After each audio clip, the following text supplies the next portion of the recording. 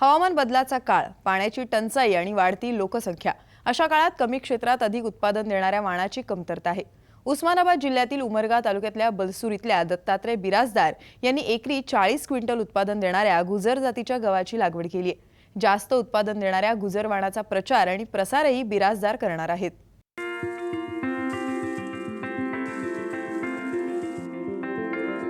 यावर्षी मराठवाड्यातील दुष्काळाची तीव्रता मोठी आहे।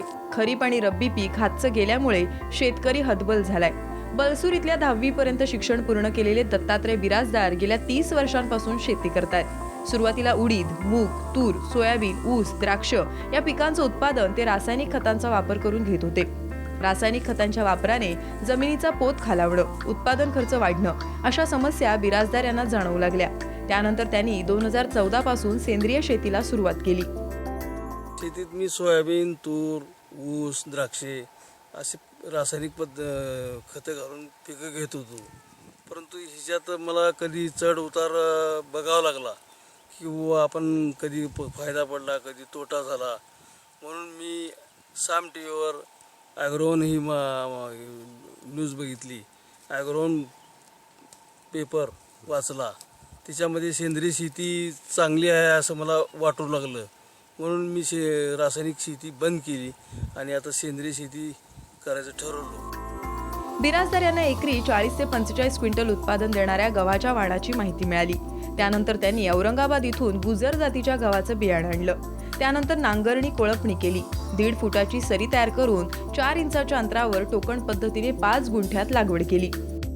मशागत 2दा नांगरणी केली आणि 2 पाळ्या घालून दिडक्याची सरी सोडली, 1.5 फुटाची सरी सोडली आणि टोकन पद्धतीने बियाणं लावायचं ठरवलं। दोन्ही बाजूनं, सरीच्या दोन्ही बाजूनं दोन्ही वरंब्याच्या बाजूनं 4 इंचावर 4 बियाणं या पद्धतीने मी टोकन करून घेतलं। दत्तात्रय यांच्याकडे 55 फूट खोलीची एक विहीर आणि 10 बोरवेल आहेत।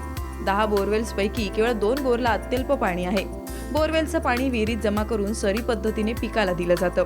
दुष्काळामुळे दत्तात्रय यांनी 26व्या टँकरने पाणी आणून गव्हाचं पीक वाचवलंय। पिकाची वाढ उत्तम आणि जोमदार व्हावी यासाठी जीवामृताचा वापर केला जातो। माझी 8 बोर फेल गेली, 2 बोर अर्धा इंची पाणी चालू आहे। तर थोडक्याच पाण्यात थोडकंच उत्पादन घ्यावं म्हणून मी 5 गुंठे गहू लावलेला आहे। मी जीवामृत 200 लिटर पाणी, 10 किलो शेण, 5 लिटर गोमूत्र, 1 किलो गूळ आणि 1 किलो बेसन हे मिश्रण 48 तास भिजू घातलं। सारखं ढवळत गेलो आणि ते घागर घेऊन तांब्यानं प्रत्येक पिकाच्या बुडाला पडल असं टाकलं। गुजर जातीच्या गव्हाचं एकरी 40 ते 45 क्विंटल पर्यंत उत्पादन होतं। बिराजदार यांना 5 गुंठ्यातील गव्हापासून 8 क्विंटल उत्पादनाची अपेक्षा आहे। शेतकऱ्यांना कमी क्षेत्रात जास्तीचं उत्पादन व्हावं यासाठी जास्त उत्पादन देणाऱ्या गुजर वाणाचा प्रचार आणि प्रसार करणार असल्याचं बिराजदार सांगतात।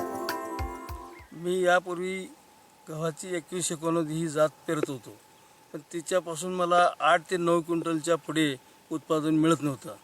मग आता हे मी गुजर जातीचं बियाणं आणलं आहे आणि ह्याचं सध्या पोझिशन बघून की मला चांगलं वाटलं।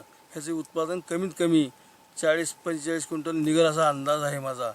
आणि ह्या एका गव्हाच्या ठुशीत 100 ते 110 दाणे आहेत आणि हे बियाणं मी गहू म्हणून विकणार नाही आणि हे बियाणं बी म्हणूनच आमच्या भागातील शेतकऱ्यांना पुरवणार आहे। 5 गुंठ्यामध्ये साधारणतः 7 क्विंटल इतकं उत्पादन निघेल अशा पद्धतीची परिस्थिती या प्लॉटमध्ये आपल्याला अगदी दिसून येते। हवामान बदलाच्या काळात नैसर्गिक संकटांमुळे शेतीच्या उत्पादनात घट होतीये।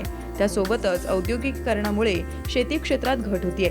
त्यामुळे कमी क्षेत्रात आणि नैसर्गिक संकटात तग धरून जास्त उत्पादन देणाऱ्या वाणाची गरज आहे। दीपक क्षीरसागरचा ब्युरो रिपोर्ट, साम टीव्ही, उस्मानाबाद।